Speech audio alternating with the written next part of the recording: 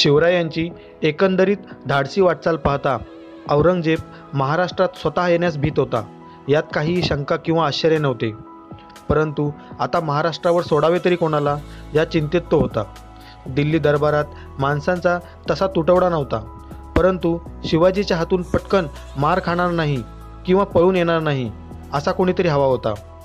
आणि अशाच एका पराक्रमी सरदाराची त्याला आठवण झाली, मिर्झा राजा जयसिंह. जयपूरच्या कछवाह राजपूत कुळातील हा थोर सेनापती होता. प्रौढ वय, प्रचंड अनुभव, तिखट शौर्य, कुशाग्र बुद्धी आणि यशस्वी समशेरीचा हा अत्यंत कर्तबगार राजपूत राजा औरंगजेबाच्या दरबारात निष्ठेने सेवा करीत होता. वयाच्या अवघ्या 8व्या वर्षी मिर्झा राजे जहांगीर बादशहाच्या फौजेत दाखल झाले होते. आज मिर्झा राजांचे वय होते 55 वर्षे. गेली 47 वर्षे ते मोगल बादशहाकरता शिर तळहातावर घेऊन लढत होते. आजपर्यंत उत्तरेस मध्य आशियातील बल्कपासून दक्षिण हिंदुस्थानातील विजापूरपर्यंत आणि पूर्वेस मोघीरपासून पश्चिमेस कंदाहारपर्यंत त्यांनी शेकडो लढायात तलवार गाजवली होती. कोणताही मनसुबा अडून पडला की बादशाह तो मिर्झा राजांवर सोपून बिंदास्त होत असे आणि मग खूप मेहनत करून मिर्झा राजे तो मनसुबा पार पाडत असत. शिवरायांच्या स्वराज्य निर्मितीच्या कार्यात स्वराज्याचा उत्कर्ष होत असताना स्वराज्य संपवण्यासाठी एक मिर्झा राजे जयसिंगाच्या रूपाने मोठा प्रसंग उद्भवला होता. शिवरायांनी दख्खनमधील मोगलशाही व आदिलशाही काबीज करता करता उत्तरेकडील सुरतपर्यंत मजर मारलेली होती. असे पाहून औरंगजेबाने शिवरायांच्या पराभवासाठी हिंदू राजा मिर्झा राजे जयसिंह व दिलेर खान यांची दख्खनवर नियुक्ती केली होती. त्यांच्यासोबत नामांकित योद्धे होते. सोबत 80,000 सैन्याची फौज होती. तरी देखील तो शिवरायांना चांगला ओळखून होता. अफजल खान, शाहिस्ते खान यांच्यानंतर मुकाबला करण्याची आपली पाळी आहे अशी त्याला भीती वाटत होती. याशिवाय शिवाजीकडे असलेली दैवी शक्तीची भवानी तलवार, तसेच त्याला कुठेही प्रकट होता येते अशी दैवी शक्ती त्याला असण्याची अफवा होती. म्हणून मिर्झा राजेंनी शिवरायांचे शत्रू आदिलशहा, पोर्तुगीज इत्यादींना मदतीला बोलावले होते. तरी देखील शिवाजीकडे दैवी शक्ती आहे या आभासाने तो आतून घाबरलेलाही होता. युद्धात मिर्झा राजाचा पराभव करून विजय मिळवणे कठीण आहे हे शिवाजी राजांना पहिल्यापासून समजले होते. त्यामुळे जयसिंगाला एकदम शरण जाऊन तह करणे घातक ठरले असते. या कारणामुळे मिर्झा राजांनी वेढा घातलेला पुरंदर किल्ला लढवण्याची शिवाजी राजांनी शिकस्त केली. हे करत असताना मिर्झा राजांबरोबर तहाच्या अटी ठरवण्याकरता वरचेवर आपला वकील शिवाजीराजे मिर्झा राजांकडे पाठवत राहिले. याचा असा परिणाम झाला की जो मिर्झा राजा शिवाजी राजांशी तहाचे बोलणे करण्यासाठी तयार होत नव्हता, तो तहाच्या अटींची वाटाघाटी करण्यासाठी तयार झाला. शिवाजी राजांनी रघुनाथ पंडितराव यांना तहाची बोलणी करण्यासाठी मिर्झा राजांकडे पाठवले. रघुनाथ पंडितराव यांच्याबरोबर प्राथमिक वाटाघाटी झाल्यानंतर स्वतः शिवाजी महाराज मिर्झा राजांच्या भेटीला गेले आणि त्यानंतर त्या दोघांमध्ये तह झाला. तहाच्या वाटाघाटी चालू असताना शिवाजी राजांनी मिर्झा राजांना 2 पत्रे पाठवली व ती त्यांनी स्वतः वाचावी अशी त्यांना विनंती केली.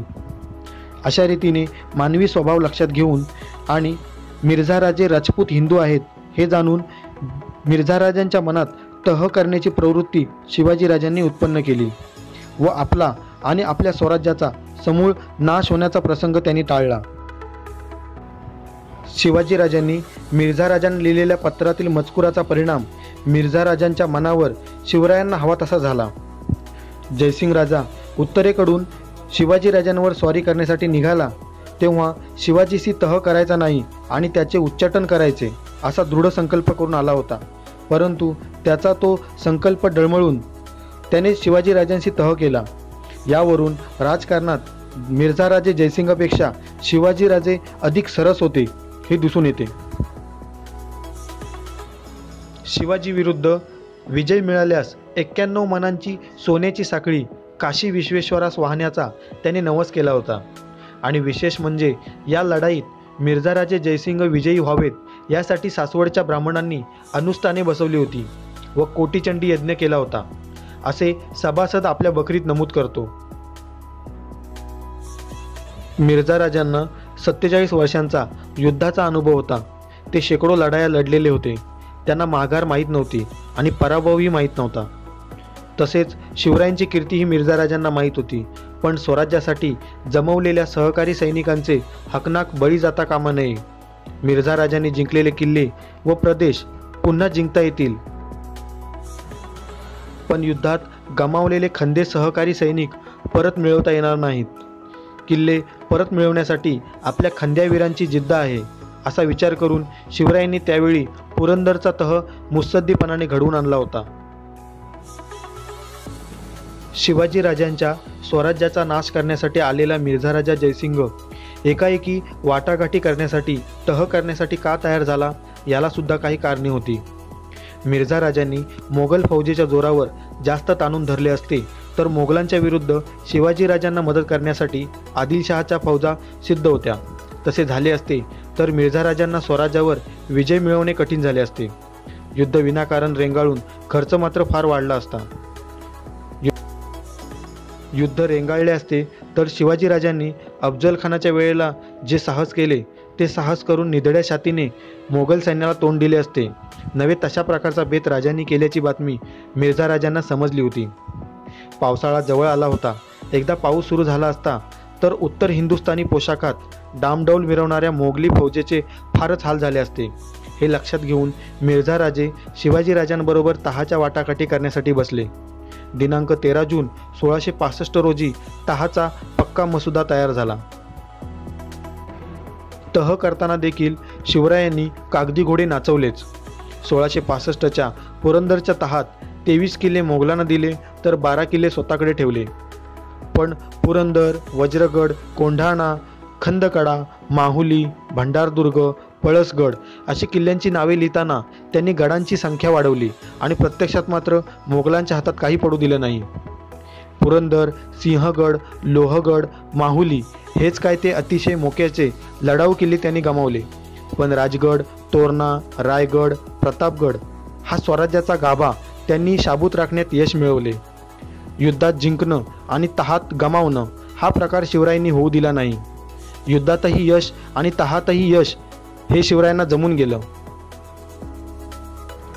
शिवरायांनी अतिशय मुत्सद्देगिरीने व धूर्तपणे कोकण किनारपट्टीचे किल्ले व प्रदेश मोगलांच्याकडे जाऊ नयेत यासाठी बरेच प्रयत्न केले. कारण एकदा कोकण किनारपट्टी मोगलांच्या ताब्यात गेली तर त्यांना आरमारी हालचाली करणे सोयीचे होणार नव्हते. या आरमारी हालचालींवर मोगलांची कटाक्षाने नजर होती. सुरतेच्या मोगली सुभेदाराने डचांना शिवरायांची जहाजे नष्ट करण्याच्या सूचना दिल्या होत्या, परंतु त्याविषयी पुढे काहीही हालचाल झाली नाही. तहात ठरल्याप्रमाणे जड अंतःकरणाने शिवाजीराजांनी संभाजीराजांना मोगल छावणीत जाण्याचा निरोप दिला. शिवाजीराजांनी ह्या युक्तीने नोकरीच्या अटीतून आपली सुटका करून घेतली. नोकरीच्या खर्चाची जहागीर त्यांनी आपला मुलगा संभाजीराजे यांच्या नावे करून घेतली. असे करण्यात राजकारणाचे डाव खेळण्यासाठी आपण मोकळे राहावे असे शिवाजीराजांचे धोरण असावे. आग्र्यातून सुटका करून घेतल्यावर महाराज काही वर्षे शांत होते, परंतु काही काळ गेल्यावर मात्र राजे पुन्हा आक्रमक झाले. शिवरायांनी आता पुरंदरच्या तहाने गेलेला मुलूक व किल्ले परत घेण्याचा सपाटा लावला होता. 1670 ते 1680 या 10 वर्षात शिवरायांच्या ताब्यात 200 पेक्षाही जास्त किल्ले आले होते. त्यातील शत्रूकडून जिंकलेले बरेच होते तर काही नव्याने बांधलेले होते. मिर्झा राजांच्या दृष्टीने पुरंदरचा तह हा त्यांच्यासाठी मोठा विजय असला तरीही स्वराज्यावर आलेले हे संकट दूर करण्याची बाजी मात्र शिवाजीराजांनी मारली होती. शिवाजीराजांचा याही वेळी विजय झाला होता.